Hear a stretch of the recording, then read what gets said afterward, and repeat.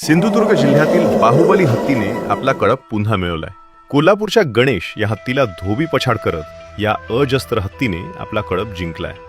महाराष्ट्रातील सह्याद्रीचा विचार केल्यास या भूप्रदेशात एकूण 8 हत्ती आहेत. हे हत्ती सिंधुदुर्ग आणि कोल्हापूर जिल्ह्यातील दोडामार्ग, आजरा आणि चंदगड या 3 तालुक्यामध्ये प्रामुख्याने अधिवास करतात. यामध्ये 4 नर हत्ती, 1 प्रौढ मादी, 1 निमवयस्क मादी आणि 2 पिल्लांचा समावेश आहे. त्यांचा आकार आणि वर्तवणुकीनुसार कोल्हापूर वन विभाग आणि स्थानिकांनी त्यांना अण्णा, राजा, गणेश, माई, बारक्या अशी नावे दिलेत.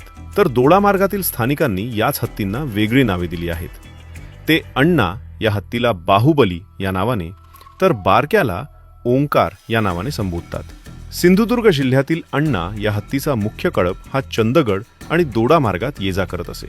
अण्णा हा सर्वात मोठा धिप्पाड टस्कर असून त्याने गेल्या दशकभरात दोडामार्ग आणि चंदगड भागात आपले प्रस्थ तयार केले.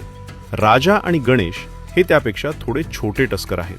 नर हत्तींमध्ये स्वतःचा अधिवास निर्माण करण्यासाठी आणि मादीवर वर्चस्व निर्माण करण्यासाठी लढाया होत असतात. याच कारणामुळे गणेश आणि बाहुबलीमध्ये बऱ्याच वेळा लढाया झाल्या. मात्र प्रत्येक वेळी बाहुबलीने गणेशला मात दिली. बाहुबलीच्या आकाराला घाबरून गणेश देखील बाहुबली आणि त्याच्या कळपाबरोबर लंपडाव खेळायचा.